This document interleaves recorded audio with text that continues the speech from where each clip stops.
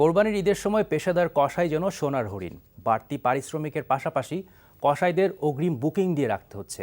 রাজধানীর অনেক এলাকায় 1,200 অর্থাৎ 50,000 টাকার একটি গরুর জন্য 10,000 টাকা পর্যন্ত নিচ্ছেন কসাইরা। অন্যদিকে ঈদের আগে বেচাকেনা জমে উঠেছে ছুরি, চাপাতি আর বটির দোকানগুলোতে। হাসানুল শাওনের রিপোর্ট।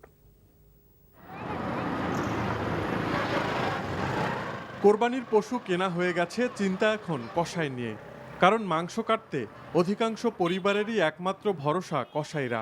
1,200 টাকা দিয়ে আমরা এটা প্রসেস করাই, কষাই ঠিক করছি, করবো ইনশাল্লাহ, করবো, এখনো করি নাই। গরু কেনা শেষ, কসাই আমাদের রেডি আছে, কোনো সমস্যা নাই। কেউ কেউ আবার ঈদের দিনে কসাইয়ের কাজটা নিজেরাই করতে চান। ব্যাপার হলো কষার কাজটা আর কি আমরা নিজেরা ভাই ব্রাদার মিলাই সবসময় করে যাইছি, এখনো করি। তবে বাড়তি চাহিদার সুযোগে নিজের দামটা বাড়িয়ে দিয়েছেন পেশাদার কসাইরা। গরুর তালিকা করার পাশাপাশি প্রয়োজনীয় হাতিয়ারে শান দিয়ে প্রস্তুতিও সারছেন তারা। 3টা বাবু হয়েছে, আরও 2টা নেওয়ার ইচ্ছা আছে। কত করে নিচ্ছেন?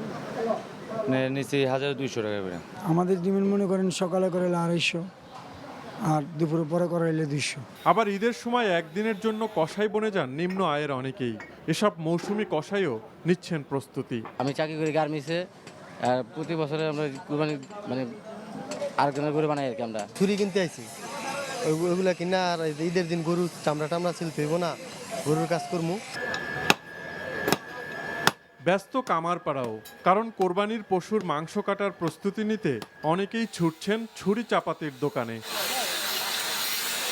কেউ এসেছেন নতুন ছুরি চাপাতি কিনতে, আবার কেউ পুরনোটিতে শান দিতে। গতকালকে চাপাটি কেনা হয়েছে, চাকু কেনা হয়েছে, আজকে বডি কিনতে আসলাম। এই ঈদ উপলক্ষে বটির জন্যই আসছে আর কি এখানে। বড় বড় ছুরি এগুলো আমরা বেচতে পারি না, মানে ভয়ে লোকজন কিনে না, বলে যে পুলিশে ধরে, এই আর কি। অনেকেই পশু কেনেন শেষ সময়ে এসে। এটা মাথায় রেখে ঈদের দিন সকাল পর্যন্ত খোলা থাকবে সব দোকান।